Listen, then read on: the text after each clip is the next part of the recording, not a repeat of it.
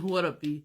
So when I woke up this morning, I kept hearing like my team say this saying that's like you can't do new things in an old space, and my team utilized it very heavily when I was doing probably one of my biggest shifts to date. They used it very, very, very heavy. You can't do new things in an old place because the old place is already defined who you are and what you can and cannot be. It's really hard to move different in a place where you've only moved one way. And they kind of just bridged off of this saying into kind of like saying light a candle for your past self. And they're saying because that person isn't here anymore, that person's dead.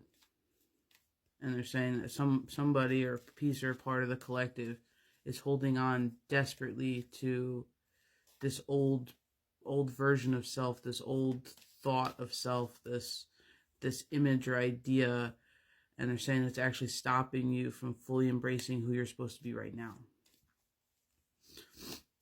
So they're kind of like showing me somebody kind of like sitting down on the ground and contemplating like, where do I go from here? What do I do? Kind of in a little bit of confusion, a little bit like lost. But my team is big on the phrase, and I love the quote, like, you have to lose yourself to find yourself. And that interlude that happens between your death and your rebirth, that is exactly where you lose yourself in order to find yourself. So they're saying that if you're feeling lost, they're encouraging you to seek counsel and to seek your counsel. Because they're saying that you're not actually lost. They're saying you're sitting right next to your staff, and your staff is your power. You're not lost. You're not without anything, but they're calling it your daybreak moment. And they're showing me like the Draga's rune that's kind of like a tipped over hourglass, and they're calling it like your daybreak moment.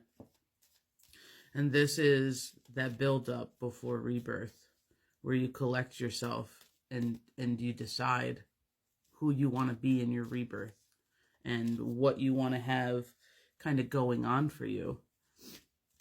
But you can't do that if you don't let go of the past self, if you don't let go of everything that you're not. You have to live in the present moment, and they're asking you to be present during this transition. So grieve if you have to over what you believe in your perspective you lost, because if that's what's going to help your humanness, is what they're saying, then you need to do it. Because in their mind, you have lost nothing. That part of you is still with you. You haven't lost anything.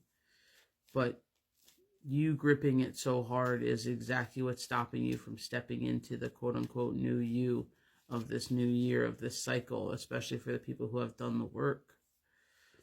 So they're saying grieve if you have to. Light a candle for your old self, if that's what it's going to take, because you're not left out. You shouldn't be sad during this transition.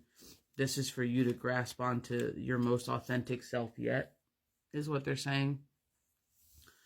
So if you feel lost, they're saying you're right where you need to be. You should right now. And they're telling you you can seek counsel for your strength, I guess.